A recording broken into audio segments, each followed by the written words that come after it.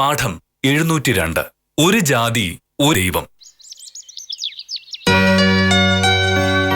കേരളത്തിൽ വർഗീയതയും ജാതിചിന്തയും വർദ്ധിച്ചു വരുന്നതായി പഠനങ്ങൾ സൂചിപ്പിക്കുന്നു.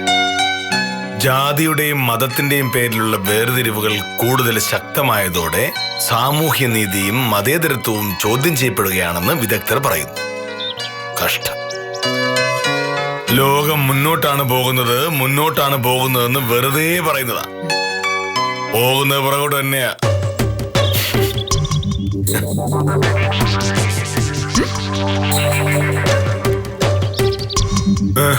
എന്താണ് വലിയ ചിന്തയിലാണെന്ന് തോന്നല്ലോ. നീ ഇത് കണ്ടോ ഭാമേ? ജാതിയുടെയും മതത്തിന്റെയും പേരിലുള്ള വേർതിരിവുകൾ പണ്ടുണ്ടായിരുന്നതിനേക്കാൾ കൂടി വരികയാ. അതിപ്പോ പത്രത്തിൽ വായിച്ചറിയേണ്ട കാര്യമുണ്ടോ മോഹനേട്ടാ? നമ്മള് വലിയ പരിഷ്കാരികളാണ്, പ്രബുദ്ധരാണെന്നൊക്കെ വെറുതെ പറയാൻ കൊള്ളാം. സംസാരിക്കുന്നതിലും പെരുമാറുന്നതിലും ചിന്തിക്കുന്നതിലും ശ്വസിക്കുന്നതിൽ പോലും ജാതി മതമോ. സാധാരണ വിദ്യാഭ്യാസം കൂടുമ്പോ ഇത് കുറഞ്ഞു വരേണ്ടതാണ്. പക്ഷേ വിദ്യാഭ്യാസം കൂടുന്തോറും ജാതി ചിന്തയും കൂടിക്കൂടി വരികയാണ്. അതങ്ങനെ മോഹനേട്ടാ, വിദ്യാഭ്യാസം തന്നെ ജാതി കണക്കിന് തീരെഴുതി കൊടുത്തിരിക്കുകയല്ലേ. അങ്ങനെയുള്ള സ്കൂളുകളിലും കോളേജിലും ഒക്കെ പഠിച്ചിട്ട് വരുമ്പോ ഈ ജാതി ചിന്തയും മതചിന്തയൊക്കെ കൂടുകയല്ലേ ഉള്ളൂ. സത്യം പറഞ്ഞ ഈ ജാതിയും മതവും ഒക്കെ പറഞ്ഞ് വഴക്കുണ്ടാക്കുന്നവരെ പിടിച്ച് ജയിലിൽ ഇടുകയാണ് വേണ്ടത്. ഒരു മതേതര രാജ്യത്ത് ജാതിയുടെയും മതത്തിന്റെയും പേരിൽ വേർതിരിവുണ്ടാക്കുന്നത് രാജ്യദ്രോഹമായിട്ട് കാണും. മോഹനേട്ടൻ അത് പറയും, ഞാനും പറയും. നമ്മൾ പറയുന്ന പോലെ പറയാൻ എത്ര പേരുണ്ടാവും മോനേട്ടാ? അധികം പേരുണ്ടാവില്ല. നീ പോയ ഫോൺ എടുക്ക്.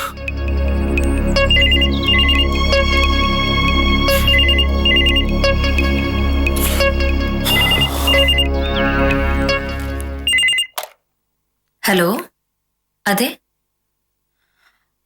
മോഹനേട്ടനുണ്ട്, ഞാൻ വിളിക്കാം. മോഹനേട്ടാ ഒന്ന് ഹോൾഡ് ചെയ്യണേ. മോഹനേട്ട ഇപ്പൊ വരും. അതെ, സത്യഭാമയാ? അതെയോ? അത് ശരി. അത് എനിക്കങ്ങ് അറിയില്ല. ഓ ശരി. ഒരു ഗോപിനാഥൻ, ഞാൻ കൊടുക്കാം. ഹലോ, ഗോപിനാഥ് സാറോ? എന്തൊക്കെയാണ് വിശേഷങ്ങൾ? അതെ, ഇന്ന് അവധിയാണല്ലോ. കേസോ? ഏത് കേസ്? അതെയോ? അതിനെന്താ? ഞാനും ഭാമ ഇന്ന് ഇവിടെ തന്നെ കാണും. സാർ ഇങ്ങോട്ട് വന്നാൽ മതി. ശരി. നിനക്കറിയില്ലേ ഗോപിനാഥ് സാറിനെ? വലിയ സാമൂഹിക പ്രവർത്തകനാ. നമ്മൾ കുറച്ചു മുമ്പ് സംസാരിച്ച പോലെ ജാതി വ്യവസ്ഥയ്ക്ക് എതിരെ നിലനിൽക്കുന്ന ഒരാളാണ്. നല്ല മനുഷ്യൻ. എന്തോ കേസിന്റെ കാര്യമൊക്കെ പറഞ്ഞോട്ടല്ലോ. ഗോപിനാഥ് സാറിന് ഒരു കേസുണ്ട്. വക്കീൽ ഓഫീസ് വന്ന് നിന്നെ കാണാതിരുന്നപ്പോഴാ ഇന്ന് അവധിയാണെന്ന് ഓർത്തു. ഇങ്ങോട്ട് വരട്ടെ ചോദിക്കാനാ വിളിച്ചത്. അയ്യേ, നാളെ ഓഫീസിലേക്ക് വരാൻ പറ മോനേട്ടാ. ഇന്ന് എനിക്കിവിടെ ഒരുപാട് ജോലിയുണ്ട്. ആകെ ഒരു അവധി കിട്ടുമ്പോഴല്ലേ ഇവിടുത്തെ ജോലി മുഴുവൻ തീർക്കാൻ പറ്റൂ. അതിനെത്ര സമയം വേണം? ഗോപിനാഥ് സാർ വരുന്നു, കേസിന്റെ കാര്യം പറയുന്നു, പോകുന്നു. ഏറി വന്ന ഒരു അരമണിക്കൂർ. എന്നാലും എന്നെ കൊണ്ട് വയ്യ. നാളെ വരാൻ മോഹനേട്ട പറഞ്ഞിട്ടുണ്ട്, പുള്ളിക്കാരൻ കേൾക്കും. അങ്ങനെ പറയാൻ പറ്റില്ല ഭാമേ. ഞാനും ഗോപിനാഥ് സാർ തമ്മിൽ അത്ര അടുപ്പത്തിലാണ്. കഴിഞ്ഞ ആഴ്ച ഒരു ദിവസം സാർ വില്ലേജ് ഓഫീസിൽ വന്നിരുന്നു.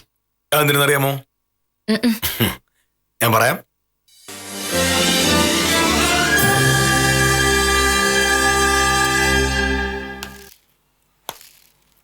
സാർ, കാണാൻ ഒരാൾ വന്നിരിക്കുന്നു. ആര്? ഗോപിനാഥൻ സാറ്. സാറിനെ കാണണമെന്ന് പറഞ്ഞു.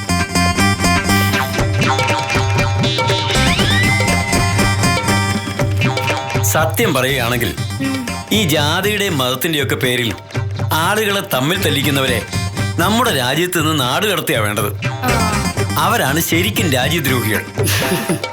ഇതൊക്കെ പറയാൻ കൊള്ളാം ഗോപിനാഥൻ സാറേ.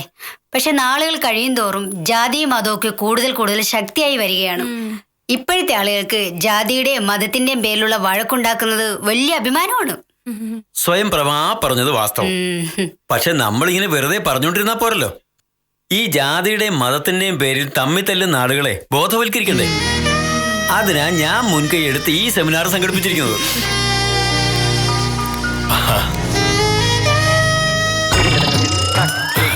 നമസ്കാരം സാർ.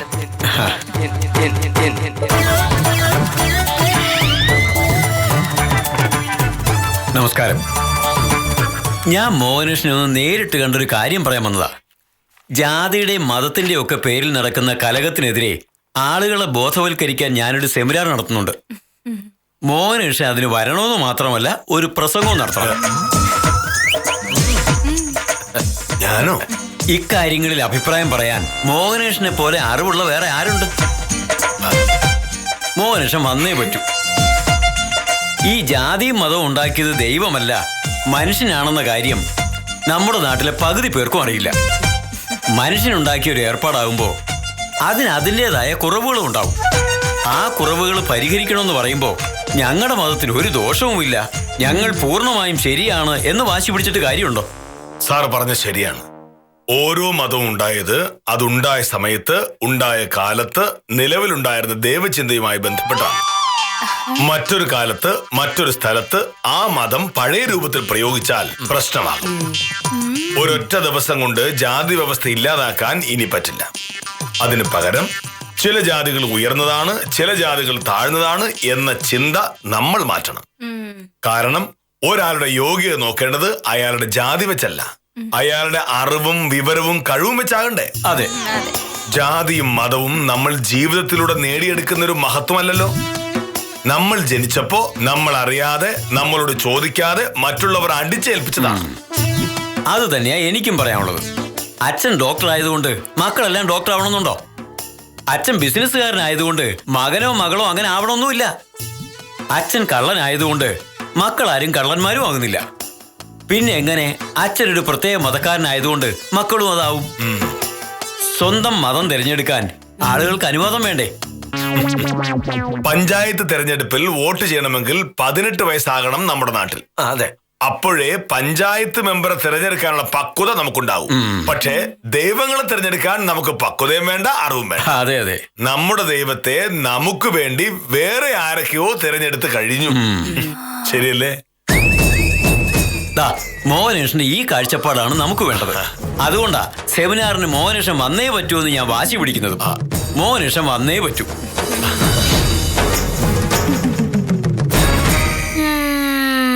അപ്പൊ അതാണ് മോഹനേട്ടനെ പറ്റി പുള്ളിക്കാരൻ നല്ലത് പറഞ്ഞതുകൊണ്ട് ഞാൻ ഇന്ന് തന്നെ ആ കേസ് കേൾക്കണം അല്ലേ? ഭാമേ, ജാതിയും മതവുമായി ബന്ധപ്പെട്ട കേസിന്റെ കാര്യം പറയാനായിരിക്കും ഗോപിനാഥൻ സാർ വരുന്നത്. അങ്ങനെയാണെങ്കിൽ ആ കേസ് വാദിക്കുന്നതുകൊണ്ട് നിനക്ക് നല്ല പേരുണ്ടാവും. വാദിക്കുകയാണെങ്കിൽ ഇത്തരം കേസുകളാണ് വാദിക്കേണ്ടത്, അല്ലാതെ കള്ളന്മാരുടെയും കൊലപാതകളുടെയും കേസ് വാദിച്ചിട്ട് എന്താ കാര്യം? സമൂഹത്തിന് നന്മയുണ്ടാകുന്ന കേസുകൾ വാദിച്ച് പേരെടുക്കാൻ ശ്രമിക്കണം. ഇതൊന്നും വേണ്ടെന്ന് ഞാൻ പറഞ്ഞു മോനട്ടാ. പക്ഷെ ഇന്നൊരു അവധി ദിവസമല്ലേ, ഇന്നൊരു ദിവസത്തേക്ക് അത് ഒഴിവാക്കാന്നല്ലേ ഞാൻ പറഞ്ഞുള്ളൂ. ശരി, ഇന്നൊരു അവധി ദിവസമായിട്ട് അതിന് ഇനി വഴക്കുണ്ടാക്കണ്ട. ഗോപിനാഥൻ സാർ വരട്ടെ, പ്രശ്നം തീർന്നല്ലോ. സാറേ, ആ, ഉത്തമനാണല്ലോ. അവധി ദിവസമായാലും ഉത്തമന് വിശ്രമം ഇല്ല. ചെല്ല്, എന്തേലും കൈവശ സർട്ടിഫിക്കറ്റിന്റെ ആവശ്യത്തിനായിരിക്കും.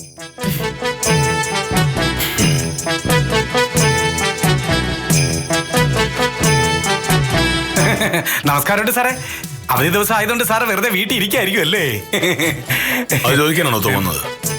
അല്ല സാറേ, ഞാൻ വന്നതേ നമ്മുടെ പ്രസാദിന്റെ ജാതി സർട്ടിഫിക്കറ്റിന്റെ കാര്യം പറയാനാണ്. അത് നാളെയെങ്കിലും കിട്ടുമോ സാറേ? ഉത്തമ, അപേക്ഷയുമായി വന്നപ്പോഴേ ഞാൻ പറഞ്ഞതാ അത് കുറച്ച് താമസിക്കും എന്ന്. വില്ലേജ് ഓഫീസ് ഒരു സർക്കാർ സ്ഥാപനമാണ്. സർക്കാർ ഉണ്ടാക്കി വെച്ചിരിക്കുന്ന ചട്ടങ്ങൾ അനുസരിച്ച് മാത്രമേ ഒരു വില്ലേജ് ഓഫീസർക്ക് പ്രവർത്തിക്കാൻ പറ്റൂ. പ്രസാദിന് ജാതി സർട്ടിഫിക്കറ്റ് കിട്ടണമെങ്കിൽ കുറച്ച് നടപടിക്രമങ്ങൾ കൂടി പൂർത്തിയായേ പറ്റൂ. ആഹാ, രാവിലെ മുതൽ ജാതി തന്നെയാണല്ലോ പ്രശ്നം. പത്രം വായിച്ചോണ്ടിരുന്നപ്പോ മോഹനേട്ടൻ പറഞ്ഞു നാട് മുഴുവനും ജാതിയുടെ പേരിൽ വേർതിരിവാണ്. ഇപ്പൊ ഇതാ ജാതി സർട്ടിഫിക്കറ്റിന്റെ കാര്യവും. സത്യം പറഞ്ഞ സർക്കാർ തന്നെ ജാതി സർട്ടിഫിക്കറ്റ് കൊടുത്ത് ആളുകളെ തമ്മിൽ തരംതിരിച്ചോണ്ടിരിക്കുകയല്ലേ ഉത്തമ? ഓ, ജാതി വ്യവസ്ഥ ഒരൊറ്റ ദിവസം കൊണ്ട് തീർക്കാൻ പറ്റുന്ന ഒരു കാര്യമല്ല. എത്രയോ നൂറ്റാണ്ടുകളായി നമ്മുടെ നാട്ടിൽ ജാതിയും മതവും ഉണ്ട്.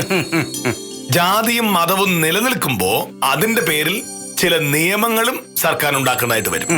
ഉദാഹരണത്തിന് പിന്നോക്ക വിഭാഗക്കാർക്ക് അവകാശപ്പെട്ട സംവരണം, ന്യൂനപക്ഷങ്ങൾക്ക് ഭരണഘടന നൽകുന്ന ചില അവകാശങ്ങൾ, അതൊക്കെ നൽകണമെങ്കിൽ ഒരാളുടെ ജാതി ഏതാണ് എന്ന് നിശ്ചയിക്കേണ്ടതായിട്ട് വരും, ഇല്ലേ?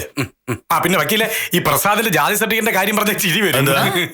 ഈ പ്രസാദിന്റെ അച്ഛൻ ശങ്കരൻകുട്ടിയും അമ്മ വിശാലാക്ഷിയും കൂടെ പ്രേമിച്ച് കല്യാണം കഴിച്ചവരാണ്. ശങ്കരൻകുട്ടി ഉയർന്ന ജാതി, വിശാലാക്ഷി പിന്നോക്കവും.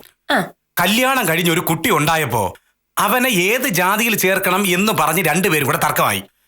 ശങ്കരൻകുട്ടിയുടെ ജാതി വേണമെന്ന് ശങ്കരൻകുട്ടി, ആള് മേൽജാതിയാണല്ലോ, അത് പറ്റില്ല, വിശാലാക്ഷിയുടെ ജാതി വേണമെന്ന് വിശാലാക്ഷിയുടെ അച്ഛനും ആങ്ങളമാരും. തർക്കമായി, വഴക്കായി.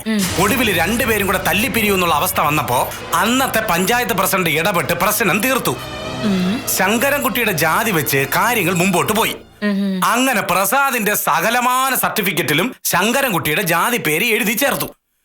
ഇപ്പൊ ഒരു ജോലിക്കാര്യം വന്നപ്പോ സംഗതി ആകെ ഗുലുമാലായി. പിന്നോക്ക ജാതിക്കാരനാണെങ്കിൽ പ്രസാദിന് സംവരണ പ്രകാരം ഈ ജോലി കിട്ടും. വലിയ മേൽജാതിക്കാരനാണെന്ന് പറഞ്ഞ് വീമ്പ് പറഞ്ഞിട്ടേ ഒരു കാര്യവും ഇല്ല. കഴിഞ്ഞുകൂടാ നല്ലൊരു ഉദ്യോഗം വേണ്ടേ? എങ്ങനെയെങ്കിലും ജാതി പേര് തിരുത്തി കിട്ടാൻ പ്രസാദ് വില്ലേജ് ഓഫീസിൽ ചെന്നു. അന്ന് അച്ഛന്റെ ജാതി വെച്ചത് അബദ്ധമായി പോയി എന്നും അമ്മയുടെ ജാതിയാണ് തന്റെ ജാതി എന്നും പറഞ്ഞാണ് അപേക്ഷ. നിയമപ്രകാരം സർട്ടിഫിക്കറ്റ് കൊടുക്കാം, പക്ഷേ അതിനു മുമ്പ് വിശദമായ ഒരു അന്വേഷണം നടത്തണം എന്നുള്ളതാണ് ചട്ടം. അന്വേഷണത്തിൽ പ്രസാദിന്റെ അമ്മയുടെ ജാതി ബോധ്യപ്പെട്ടു കഴിഞ്ഞാൽ സർട്ടിഫിക്കറ്റ് നൽകാം, പക്ഷേ സമയമെടുക്കും. എന്തൊരു കഷ്ട നോക്കണേ. ഇത്രയും കാലം ഉയർന്ന ജാതിക്കാരനാണെന്ന് പറഞ്ഞ് നെഞ്ചും പിരിച്ചു നടന്നു. ഇപ്പോ ജോലി കിട്ടാനായി ഉയർന്ന ജാതി അല്ല എന്ന് പറയും.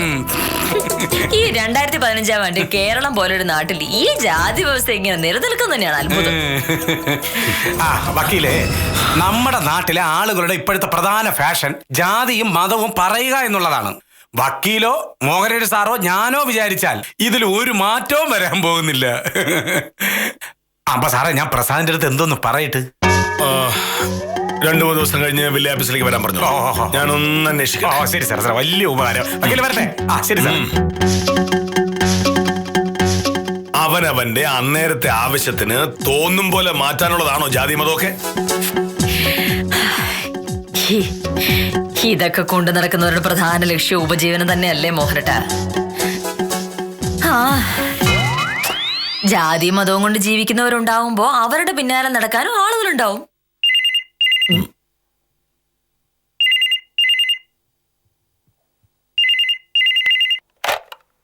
ഹലോ, വിദ്യ, എന്താ വിശേഷം? അവധി ദിവസമായോണ്ട് ഞാനും മോഹനട്ടനും ഓരോരോ കാര്യങ്ങൾ ഇങ്ങനെ പറഞ്ഞോണ്ടിരിക്കുന്നു. നിന്നോടാരാ പറഞ്ഞേ? എന്താ കാര്യം? അതെയോ, അത് ഞാൻ അറിഞ്ഞില്ല. കക്ഷിളിപ്പോ എവിടെയുണ്ട്? അത് ശരി ശരി, ഞാൻ വരാം, 1 മണിക്കൂർ. വിദ്യായിരുന്നു മോനട്ടാ, ഒരു കേസിന്റെ കാര്യം. എനിക്ക് ഓഫീസ് വരെ ഒന്ന് പോണം. അതെ, പക്ഷേ കക്ഷികൾ 2 പേരുണ്ട്. അവര് വക്കീലാഫീസിന് മുന്നിൽ നിൽക്കുക. കേസിന്റെ കാര്യം സംസാരിച്ചിട്ട് അവർക്കിന്ന് ബാംഗ്ലൂർ പോകാനുള്ളതാ. കക്ഷിയുടെ സൗകര്യത്തിനാണോ വക്കീൽ ജോലി ചെയ്യുന്നത്? വക്കീലിന്റെ സമയവും സൗകര്യവും നോക്കി കക്ഷികൾ വരണം, അങ്ങനെയല്ലേ വേണ്ടത്? അത് വില്ലേജ് ഓഫീസിലെ കാര്യം. തിങ്കൾ മുതൽ ശനി വരെ രാവിലെ 10 മുതൽ വൈകിട്ട് 5 വരെ വില്ലേജ് ഓഫീസ് പ്രവർത്തിക്കും. ഞങ്ങള് വക്കീലന്മാരുടെ കാര്യം അങ്ങനെയാണ് മോനട്ടാ. കോടതി അവധി ആയതുകൊണ്ടാണ് വക്കീൽ ഓഫീസ് തുറക്കാത്തത്, അല്ലെങ്കിൽ ഞങ്ങള് തുറന്നു തന്നെ. എന്ത് പറഞ്ഞാലും നീ ഇന്ന് പോകാൻ പറ്റില്ല. മോഹനട്ടൻ ഇത് എന്താണ്? ഞാൻ പോയിട്ട് 1 മണിക്കൂർ കൊണ്ടൊക്കെ തിരിച്ചു വരും. അവരെ കാണണം, സംസാരിക്കണം, വക്കാലത്തൊപ്പിട്ട് വാങ്ങണം, അത്രേ ഉള്ളൂ കാര്യം. പക്ഷെ ഗോപിനാഥ് സാർ പോരല്ലോ, അപ്പൊ ഞാനെന്ത് പറയും? നീ ഇവിടെ ഉണ്ടെന്നും ഇവിടെ വന്നാൽ കാണാൻ പറ്റുമെന്നും ഞാൻ ഗോപിനാഥ് സാറിനോട് പറഞ്ഞു പോയി. ഇനിയിപ്പോ ഗോപിനാഥ് സാർ വരുമ്പോ നീ ഇല്ലെന്ന് പറഞ്ഞാൽ സാർ എന്ത് കരുതും? ഇങ്ങനെയൊന്നും പറഞ്ഞിട്ട് ഒരു കാര്യമില്ല മോഹനട്ടാ. എനിക്കിന്ന് എന്തായാലും ഓഫീസിൽ പോയേ പറ്റൂ. അത്രയ്ക്കും പ്രധാനപ്പെട്ട ഒരു കേസാ ഇത്. നീ മനഃപൂർവ്വം ചെയ്യുന്ന. ഞാൻ പറഞ്ഞിട്ട് ഒരാൾ നിന്നെ കാണാൻ വരുമ്പോ നീ ഓഫീസിൽ പോയെന്ന് പറഞ്ഞ, അതും ഒരു അവധി ദിവസം, ഞാൻ സമ്മതിക്കില്ല. ഗോപിനാഥ സാർ എന്നെ കാണാൻ വരുന്നത് ഒരു കേസിന്റെ കാര്യത്തിനാണെന്നല്ലേ പറഞ്ഞത്? അതെ. അപ്പൊ അവധി ദിവസം വീട്ടിൽ കേസ് ചർച്ച ചെയ്യാം, ഓഫീസിൽ പോകാൻ പാടില്ല എന്നാണോ? ഗോപിനാഥ് സാറിന് വീട് അറിയാവുന്നതുകൊണ്ട് ഇങ്ങോട്ട് വരുന്നു. മറ്റേ കക്ഷികൾക്ക് വീട് അറിയാത്തോണ്ട് അവർ ഓഫീസിലേക്ക് വരുന്നു. രണ്ടും കേസ് തന്നെയാണ്. അതുകൊണ്ട് ഞാൻ എന്തായാലും ഓഫീസിലേക്ക് പോകും.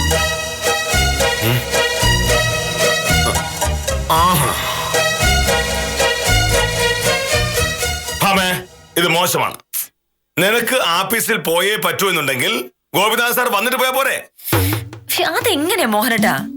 എന്നെ കണ്ടിട്ട് വക്കാലത്ത് ഒപ്പിട്ട് തന്നിട്ട് ബാംഗ്ലൂർക്ക് പോകാനിരിക്കുന്ന കക്ഷികളെയല്ലേ ആദ്യം ഞാൻ കാണേണ്ടത്. പക്ഷെ ആദ്യം വിളിച്ചത് ഗോപിനാഥ് സാറാണല്ലോ. ഇതൊന്നും ഇനി പറഞ്ഞിട്ട് കാര്യമില്ല. ഞാൻ എന്തായാലും 1/2 മണിക്കൂറിനുള്ളിൽ ഓഫീസിലേക്ക് പോകും. അതിനു മുന്നേ ഗോപിനാഥ് സാർ വന്നിട്ടുണ്ടെങ്കിൽ കാര്യം എന്താന്ന് ഞാൻ കേൾക്കാം.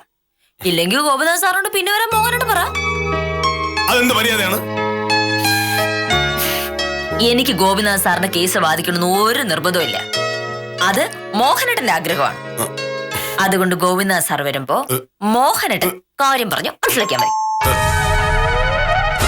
ഗോപിനാഥ് സാറായിരിക്കും. നിന്റെ പ്രശ്നം തീർന്നല്ലോ. ഇനി നിനക്ക് ഗോപിനാഥ് സാറിനെ കാണാതെ പോകാൻ പറ്റില്ല. ആ വന്നത് ഗോപിനാഥ് സാറാണെന്ന് ആദ്യം നോക്കൂ. അത് കഴിഞ്ഞല്ലേ ബാക്കി. നോക്കട്ടെ.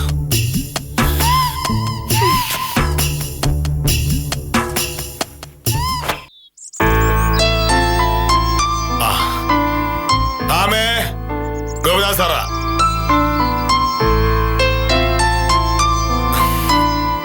നമസ്കാരം സാർ. നമസ്കാരം. സാറ് ഇത്ര പെട്ടെന്നെത്തുന്നു കരുതിയില്ല. എന്താ ഇത്ര നേരത്തെ ഞാൻ വന്ന അസൗകര്യമായോ? ഇല്ല, സത്യത്തിൽ സാറ് ഇത്ര നേരത്തെ വന്നത് വളരെ നന്നായി. ഭാമയ്ക്ക് എന്തോ അത്യാവശ്യത്തിന് പുറത്തു പോകണമെന്ന് പറഞ്ഞിരിക്കുകയായിരുന്നു. ഞാൻ പറഞ്ഞു ഗോപിനാഥ് സാർ വന്ന് കണ്ട് സംസാരിച്ചിട്ട് പോയാ മതിയെന്ന്, അല്ലേ? അതെ സാർ, അകത്തേക്ക് ഇരിക്കാം. പോയിട്ട് തിരക്കുണ്ട്. ഞാനൊരു കേസിന്റെ കാര്യത്തെ പറ്റി തിരക്കാനാ വന്നത്. എന്താ ചെയ്യേണ്ടതെന്ന് സത്യഭാമ പറഞ്ഞാൽ അതുപോലെ ചെയ്യാം. ഞാൻ നാളെ രാവിലെ വക്കീലാഫീസിലേക്ക് വരാം. എന്താ സാർ കേസ്? മോനേഷനോടായതുകൊണ്ട് പറയാമല്ലോ. ഞാനൊരു വലിയ പ്രശ്നത്തിൽപ്പെട്ടിരിക്കുക. തൽക്കാലം പുറത്താരും ഇത് അറിഞ്ഞിട്ടില്ല. പറ്റുന്നിടത്തോളം ഇത് അറിയാനും പാടില്ല. എന്താ സാർ? എനിക്ക് 3 മക്കളാ. 2 പെൺകുട്ടികളും 1 ആൺകുട്ടിയും. മൂത്ത ആണിന്റെയും പെണ്ണിന്റെയും കല്യാണം കഴിഞ്ഞു. അവരൊക്കെ നല്ല നിലയിലാ. ഇളയ കുട്ടി MA കഴിഞ്ഞ് ഒരു പ്രൈവറ്റ് സ്കൂളിൽ പഠിപ്പിക്കുക, സുഹാസിനി. സ്കൂളിൽ കൂടെ ജോലി ചെയ്യുന്ന ഒരു ചെറുക്കനുമായി അവൾ അടുപ്പത്തിലായി. അയാളെ കല്യാണം കഴിക്കണമെന്ന് എൻ്റെ അടുത്ത് വന്ന് പറഞ്ഞു. ഞാൻ സമ്മതിച്ചില്ല. എന്താ സാർ, അയാൾക്ക് വല്ല സ്വഭാവദോഷമുണ്ടോ? അങ്ങനൊന്നുമില്ല. വിദ്യാഭ്യാസമുണ്ട്, ജോലിയുണ്ട്. പിന്നെ വീട്ടിലും തരക്കേടില്ലാത്ത ചുറ്റുപാടുണ്ട്. കള്ളുകുടിയും പുകവലിയും ഒന്നുമില്ലെന്നാ സുഹാസിനി പറഞ്ഞത്. പിന്നെന്താ സാർ കുഴപ്പം? കുഴപ്പം എന്താണെന്ന് ചോദിച്ചാ, ചെറുക്കൻ അന്യമതക്കാരനാ. അവന്റെ കൂടെ മോളെ അയക്കാൻ എനിക്ക് പറ്റില്ല.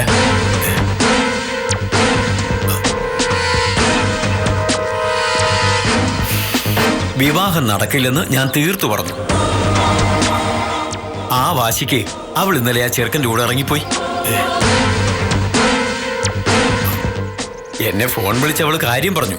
അവരെ ഒരുമിച്ച് ജീവിക്കാൻ അനുവദിച്ചില്ലെങ്കിൽ ഇനി വീട്ടിലേക്ക് വരില്ലെന്ന് അവൾ പറഞ്ഞു. അല്ല സാർ, മോക്ക് അതാണ് ഇഷ്ടമെങ്കിൽ അതങ്ങ് നടത്തി കൊടുത്തൂടെ? അതൊന്നും നടക്കില്ല. ഒരു അന്യമതക്കാരന്റെ കൂടെ എന്റെ മോള് ജീവിക്കുന്നത് എനിക്കിഷ്ടമല്ല. അതുകൊണ്ട് എങ്ങനെയും അവളെ തിരിച്ചു കൊണ്ടുവന്നേ പറ്റൂ. പോലീസിൽ അറിയിച്ചാൽ അത് നാണക്കേടാ. അതുകൊണ്ട് കോടതിയിൽ ഹേബിയസ് കോർപ്പസ് ഫയൽ ചെയ്താൽ മോളെ അവർ കോടതിയിൽ ഹാജരാക്കേണ്ടി വരുമെന്ന് മരുമോൻ പറഞ്ഞു. സത്യഭാമ തന്നെ അത് ഫയൽ ചെയ്യണം. സാറ് ജാതിക്കും മതത്തിനുമൊക്കെതിരെ യുദ്ധം പ്രഖ്യാപിച്ചു നടക്കുന്ന ആളല്ലേ? അപ്പൊ പിന്നെ എന്താ സാർ തടസ്സം? പറയുന്ന എല്ലാ കാര്യങ്ങളും നമ്മുടെ ജീവിതത്തിൽ പ്രായോഗികമാക്കാൻ പറ്റുമോ? ഇത് കുടുംബത്തിന്റെ അന്തസ്സിന്റെ പ്രശ്നമാണ്. അതെന്തായാലും കൊള്ളാം. പ്രസംഗിക്കുമ്പോ മതം, ജാതി എന്നിവയെല്ലാം അന്യായം, അനീതി. സ്വന്തം കാര്യം വരുമ്പോ മതവുമുണ്ട്, ജാതിയുമുണ്ട്. യോഗ്യനായ ഒരു പുരുഷനെ കണ്ടപ്പോ മതവും ജാതിയും നോക്കാതെ അവനെ സ്നേഹിച്ച സുഹാസിനിയുടെ മനസ്സ് സാറിന് മനസ്സിലായതുമില്ല.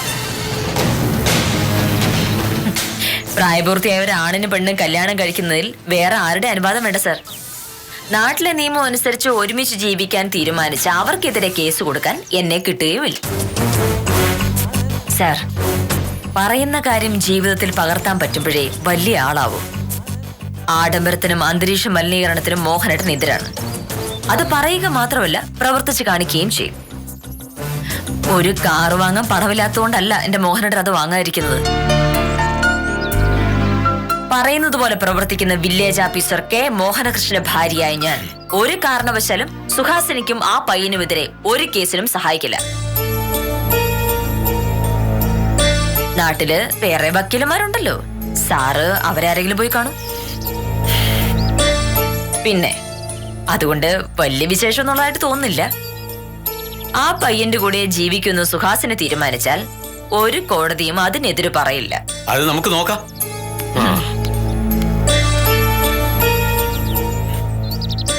കണ്ടോ മോഹനേട്ട, ഇതാണ് നമ്മുടെ നാടിന്റെ അവസ്ഥ. പറച്ചിലൊരു വഴിക്ക്, പ്രവൃത്തി വേറൊരു വഴിക്ക്. പിന്നെ എങ്ങനെയാ നമ്മുടെ നാട്ടിലെ ജാതി മതവും പ്രശ്നം ഉണ്ടാക്കാതിരിക്കുന്നത്? പക്ഷേ ഇക്കാര്യത്തിൽ ഗോപിനാഥ് സാർ എന്ത് ചെയ്തിട്ടും കാര്യമില്ല. ആ പയ്യന്റെ കൂടെ സുഹാസിനി ജീവിക്കും. നിനക്കെങ്ങനെ അറിയാം? വക്കീലാപ്സിൽ എന്നെ കാത്തിരിക്കുന്നത് സുഹാസിനിയും ആ പയ്യനുമാ. ആ അവരെ ഉപദ്രവിക്കാൻ അച്ഛൻ ഗുണ്ടകളെ അയക്കാൻ സാധ്യതയുണ്ടെന്നും പോലീസ് സംരക്ഷണം വേണമെന്നും പറഞ്ഞ് സുഹാസിനി കേസ് കൊടുക്കാൻ പോകുന്നു. അതറിഞ്ഞതുകൊണ്ടല്ലേ ഗോപിനാഥ് സാറ് വന്നിട്ട് ഒരു കാര്യമില്ലെന്ന് ഞാൻ പറഞ്ഞത്. അല്ലാതെ മോഹനേട്ടൻ കൊണ്ടുവരുന്ന ഒരാളെ ഞാൻ ആക്ഷേപിക്കൂ? പ്രേമത്തിനും ഒളിച്ചോട്ടത്തിനൊന്നും മോഹനേട്ടൻ അനുകൂലമല്ലാന്ന് എനിക്കറിയാം. സ്നേഹിച്ചു പോയില്ലേ, അവരൊരുമിച്ച് ജീവിച്ചോട്ടെ. ജാതിഭ്രാന്തം മതഭ്രാന്തം ഒക്കെ ഇങ്ങനെ തീരുവെങ്കിൽ ഇങ്ങനെ തീരട്ടെ. മതത്തിനെക്കാട്ടിലും വലുതാണ് സ്നേഹമെന്ന് അവര് പറയുമ്പോ നമ്മളത് സമ്മതിച്ചു കൊടുക്കണ്ടേ? മതമേതായാലും മനുഷ്യൻ നന്നായാൽ മതിയെന്ന് ആവർത്തിച്ച് പറഞ്ഞൊരു മഹാഗുരുവിന് ജന്മം നൽകിയ നാടാണ് നമ്മുടേത്. ജാതിയുടെയും മതത്തിന്റെയും ദൈവത്തിന്റെയും പേരിൽ ചേരി തിരിഞ്ഞ് വാളെടുക്കുന്നവർ ആ ഗുരുവിന്റെ സങ്കല്പങ്ങളും സ്വപ്നങ്ങളുമാണ് ചവിട്ടി മെതിക്കുന്നത് എന്ന് ഓർമ്മിപ്പിച്ച് ഇന്നത്തേക്ക് വിട. കാര്യം നിസ്സാരം തുടരുന്നു.